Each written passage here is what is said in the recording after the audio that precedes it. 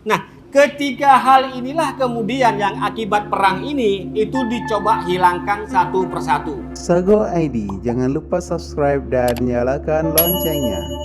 Penemuan besar Senok Hagronya. Dia mengatakan bahwasanya yang paling berperan pada saat itu adalah mukim atau keci. Artinya peran-peran keagamaan dari para ulama itu dalam masyarakat Aceh dicoba gunting, dicoba putuskan sehingga kemudian orang mengatakan bahwasanya reproduksi kesadaran orang Aceh pada waktu itu dilakukan oleh mukim atau keci. Dalam masyarakat Aceh, tengku dan keci itu ibarat lakobino. Lakobino ya suami istri. Personifikasinya adalah hukum ngen adat. Setelah itu muncul kegamangan. Karena apa? Karena Senok Hagronya memunculkan sebuah teori dalam masyarakat Aceh yang lebih berperan itu adalah adat, bukan hukum Islam. Masyarakat akan mulai mepek-pek. Nah, ini disebut dengan bagaimana tugas seorang antropolog dalam mengadu sistem produksi kesadaran masyarakat Aceh. Jadi, ketika itu sudah ditemui polanya, maka ulama mulai diperhadapkan dengan masyarakat. Itu kisah awalnya, Abi. Kisah awalnya adalah ketika dikatakan bahwasanya yang paling berperan dalam masyarakat adalah mukim atau keci. Sehingga muncul sebuah teori yang mengatakan hukum adat potomoruhum, hukum Syah Kuala, resam kanun Putropang, resam Laksamana ya. Itu sebuah temuan besar konsep tersebut. Tetapi pasca perang ini itu memiliki daya penyesatan yang amat luar biasa dari karya Senok Hagronya. Apa daya penyesatan demi untuk menghadapi orang Aceh? Adalah mulai muncul pemahaman dalam masyarakat Aceh bahwasanya adat itu adalah apa yang dilaksanakan dalam masyarakat. Sampai uronyo, kita yang ada di Darussalam setiap ditanya jika kita ditanya orang di Darussalam itu apa itu adat, langsung kita jawab adalah kebiasaan sehari-hari. Nyan warisan senok. Warisan senok itu adalah yang melahirkan hukum adat. Nah, kemudian hukum Syah Kuala itu sudah betul pada ulama. Nah, adat itu kemudian diputar oleh senok menjadi kebiasaan. Padahal adat adalah undang-undang sejarah atau undang-undang pemerintahan Aceh yang disebut dengan Kanun Al-Asyi atau juga dikenal adat Mukuta Alam. Nah, dustur orang Aceh ini, undang-undang orang Aceh ini kemudian hilang. Ini gara-gara kerja senok ini. Tidak ada, horonyo dayoh nade depu ya. Tidak pernah kita tahu bagaimana bentuk ama, adat Mukuta Alam. Karena apa? Karena ama tadi itu hilang. Yang hilang itu adalah konsep adat itu yang awalnya adalah resam. Resam itu dari bahasa Arab, rasmon. Yang makna adat kita pahami sebagai kebiasaan itu dalam teori ini disebut dengan rasmon atau resam. Sedangkan kanun itu adalah royal family ceremony. Kanun itu adalah apa yang dilakukan oleh keluarga para diraja. Jadi lagi lon tua noronyo bajai kuning, nyan batinya bajai kuning hanya yang pakai keluarga raja. Nyodron kon keluarga raja bajai hitam lah. Kira-kira lagi nyan. Nyo kepiah lagi. Jadi semua aturan itu adalah disebut dengan kanun. Nah, hari ini kanun itu diproduksi di DPRA, yang warisan dari awal. Adat hilang, nah yang rasmon tadi itu juga hilang pemaknaannya. Karena apa? Rasmon oleh Senok Hagronya itu kemudian dia mengatakan rasmon itulah apa saja yang dilakukan oleh masyarakat Aceh di mana peran tengku berkurang, peran mukim naik dan peran kecil naik, itulah yang disebut oleh dia adat atau dalam bahasa Inggris disebut dengan custom. Jadi nyomu putar, Pak. Jadi efek perang tanggal 26 Maret 1873 itu sampai hari ini. Apa efek perang pertama? Efek perang yang pertama adalah terkeluarnya produksi sistem kebatinan orang Aceh yang itu menaikkan peran mukim dan peran tengku, tapi hari ini sudah dicoba lagi tapi susah. Yang kedua adalah hilangnya pemaknaan adat dalam masyarakat Aceh. Jadi kalau kita lihat perang Aceh ini, kalau saya boleh mengatakan agak sedikit melebar, perang Aceh adalah perang peradaban. Perang hadarah. Hadarah ya bahasa Arab ya. Dan perang sakafah. Kalau dalam bahasa Inggris disebut dengan War for Civilization. Kenapa? Karena Belanda menyadari betul bahwasanya Aceh pada waktu itu merupakan salah satu epicentrum peradaban Melayu. Sampai abad 16, 17, 18 itu sudah mulai decline, ribut, kemudian bergeser ke Johor, nanti geser sedikit ke Siak. Nanti kalau yang ada yang sudah pernah pergi ke Pekanbaru? Ada ya? Baru pulang ya. Nah, kalau dari Pekanbaru, Abi naik kapal ke Tanjung Pinang. Dari Tanjung Pinang naik bot top-top. Bot top-top itu apa? Robin ya? Bot ketek bayar 15.000 ke Pulau Penyengat. Pernah dengar ya? Nah, di Pulau Penyengat itu disebut dengan Bustanul Katibin.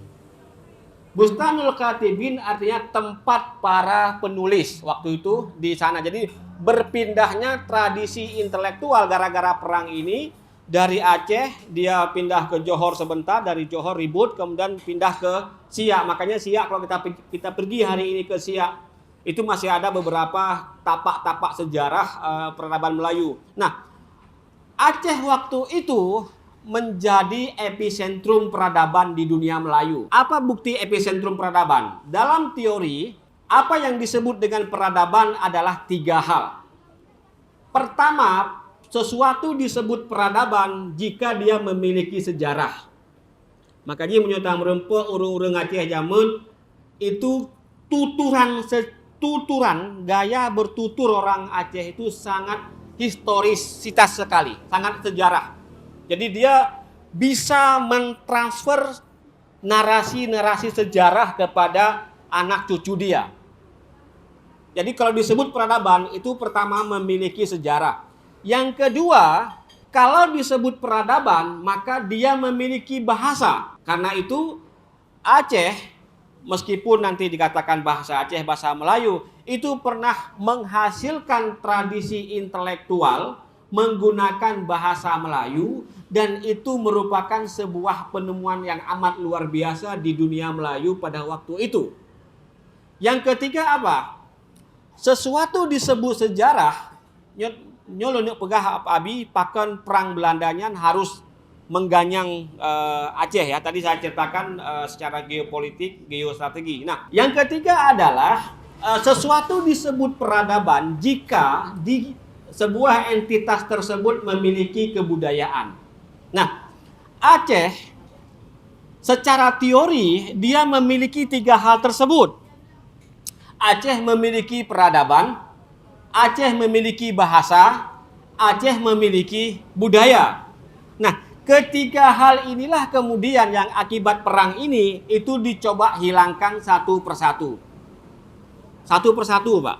Jadi hilangnya kebudayaan orang Aceh, hilangnya bahasa orang Aceh, kemudian hilangnya sejarah.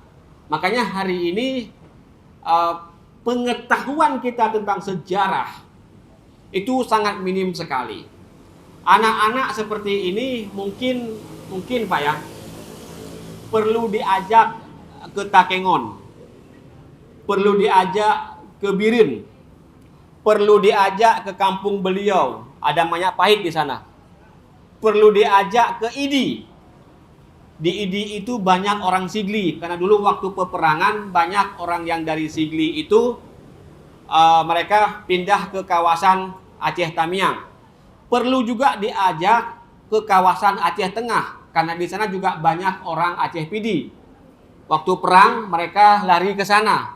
Jadi pengetahuan sejarah tentang Aceh hari ini tidak tertransformasikan. Termasuk strategi Belanda pada waktu itu adalah memutus hubungan mata rantai antara Aceh dan Minangkabau. Nah, ini menarik, Pak. Jadi kalau drone apa nih Aceh apa nih, Ron? Aceh kayu. Orang Padang. Itu kalau kita masuk dari Singkil, Sultan Daulat sampai ke Lamno, itu dulu tuh hampir semua daerah di sana punya kita keturunan dari Minangkabau. Dipastikan tuh, bahkan hari ini budaya Minang di Aceh Selatan tuh sangat kuat sekali. Dan Minang, Aceh, kalau kita baca buku Leonard Andaya, itu memiliki peran yang cukup signifikan dalam pembentukan identitas Melayu. Nah, oleh Belanda, ini sangat menarik sekali ketika dia menjadikan kawasan Singkil itu sebagai daerah penyangga. Daerah penyangga maksudnya apa? Dipotong hubungan sejarah antara Aceh, Fansur, Barus sampai ke Sibolga sana itu dengan dimasukkannya agama Kristen di tengah-tengah. Itu kalau Bapak baca buku Howard Pederspiel, di situ disebutkan teori yang namanya buffer zone. Buffer zone adalah daerah penyangga. Makanya kita jangan heran sebelah sini Islam, tiba-tiba di tengah itu sampai ke mana itu, jangan habis ini langsung mau perang lagi di Lai Balno dan di Danau Paris ya. Jangan. Ini cuma kajian sejarah ya. Itu sudah dipotong semua, sudah ada agama Nasrani. Nah, proses Kristenisasi Batak ini juga menarik. How Batak people become Kristen. Ini kalau kita bisa bicara tentang sejarah nih, tadi saya bicara agak sedikit antropologi, sekarang kita bicara agak sejarah. Bagaimana kemudian Nomensen ya, mungkin Nomensen Pak ya. Nomensen itu memasukkan Islami subhanallah. Memasukkan Kristen di tengah-tengah itu supaya apa? Supaya memori kolektif. Memori kolektif artinya itu memori yang kita ingat bersama itu terpotong. Makanya hari ini kita dengan Barus itu kayak teman tapi tidak kenal. Barus Pak ya. Barus yang di Fansur. Kemudian kita kalau pergi ke Singkil itu merasa seperti, maaf saya bilang ini bukan ada media ya, bukan seperti Aceh masa lalu. Kita merasakan tetapi di sana ketika saya ke sana tahun 2015, saya katakan di depan para pejabat di sana, Bapak, ini adalah salah satu epicentrum peradaban Islam di negeri Aceh. Kenapa hilang? Karena dipaksakan masuk agama non-Islam itu ke tengah-tengah untuk menjadi buffer zone. Nah, ini juga yang dilakukan di Pulau Jawa. Di Pulau Jawa itu di Jawa itu ada namanya Hindu Tengger. Hindu Tengger itu jadi sebuah daerah yang memang dia dikhususkan untuk agama Hindu.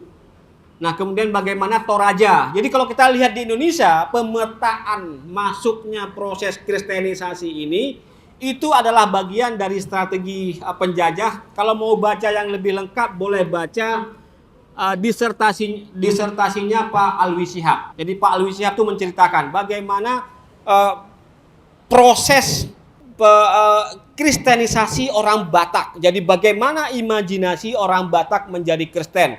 Bagaimana imajinasi orang Toraja menjadi orang Kristen. Bagaimana orang-orang di daerah Sulawesi Utara di sana menjadi orang Kristen. Karena pada awalnya mereka bukan beragama Kristen. Jadi gini yang ingin saya katakan. Akhirnya apapun yang dilakukan oleh orang Batak hari ini kita anggap sebagai bagian dari Kristen. Jadi kalau kemarin waktu saya buat penelitian di Tomok, Pak, Tomok tuh di di Danau Toba ya. Iya, itu kelihatan sekali ketika saya lihat tarian yang begini-begini itu saya bilang itu tidak ada hubungannya dengan Kristen. Itulah Pak, bagaimana kami menjadi Kristen, hilang Batak kami. Nah, itu strategi yang tadi saya katakan di Singkil itu, Pak. Nah, itu berhasil memotong ikatan sejarah antara Minang dan Aceh, kemudian juga saya sempat ke Pekanbaru, dan di Pekanbaru itu juga ditemukan beberapa kuburan para ulama Aceh. Artinya yang ingin saya sampaikan adalah ekspansi, okupasi yang dilakukan oleh Belanda dan begitu bernafsu untuk menguasai Aceh, karena Aceh itu dipandang pada waktu itu punya potensi menjadi sebuah negeri atau negara atau sebuah daulah yang berdaulat, yang mampu menyaingi kekuatan-kekuatan yang ada di Eropa pada waktu itu. Itu mungkin bahasa yang paling sederhana untuk mengatakan the signifikan kenapa perang di Aceh ditabuh pada tanggal 26 Maret. Padahal mereka itu sudah menjajah Pulau Jawa, sudah Bali, Batavia, kemudian di Sulu itu di Mindanao ya. Kemudian di sebelah sana tuh Kelantan, Patani, kemudian Naratiwat, Kedah. Jadi kalau kita baca itu memang terutama kalau kita baca sejarah Negoro Kertagama. Jadi bisa kita lihat landscape-nya dan kenapa kemudian tidak ada wujud Aceh dalam sejarah awal perang di Nusantara. Kecuali pada saat itu Aceh pernah melawan Portugis, ada intrik di di Kerajaan Melaka. Saya pikir itu yang bisa saya sampaikan. Jika video ini bermanfaat untuk Anda, silakan subscribe, like, dan nyalakan loncengnya.